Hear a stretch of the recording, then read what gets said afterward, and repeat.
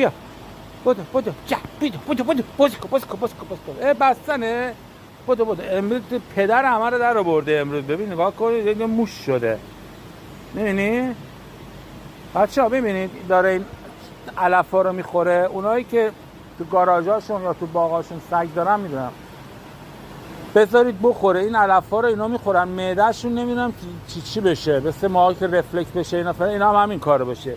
جک خوبینیش برم. بچه ها به عشق این سابسکرایب کنید، لایکش کنید. این اون یکی هم اون وره. بودو نگاه خودتو بستی بیا. اون یکیش کو؟ یه دونه دیگه هست بچه ها، خیلی دیگه اون دیوونه است. یعنی 3 تا هستن، اون یکیش نابه اون بره.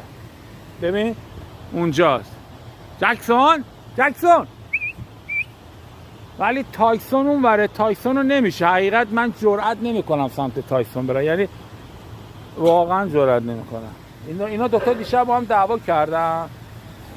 بعد الان این طولهه، این سرابیه، زورش به اون رسید. اون خیلی سگ خوشگلیه، به خاطر این جداشون کردیم، تنبیهشون کردیم. البته اون چیزه به ما گفتا، مسئولشون که دامپزشکشون هست، گفت جداشون کن تنبیه رو بفهمن. بچه سابسکرایب یادتون نره. دمتون گرم. این حیوانات رو دوست نگه دارید. این الان که میبینید این بسته است، این شبا بازه، الان تو تنبیه هستن.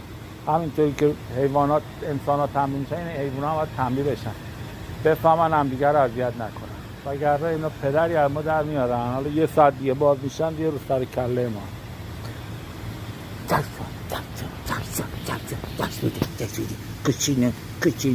کچینه باباییشه. ببین دیروز اونجوری کردیم، دیروز اونو زدی، جکو زدی، نمیدونم این جک اون جکسون شبیه هم مثلا اونو زدی اینطوری شد. غذا بهت دادیم، اینا چیه میخوری؟ چیه اینا رو میخوره؟ چیه؟ خوشمزه شه.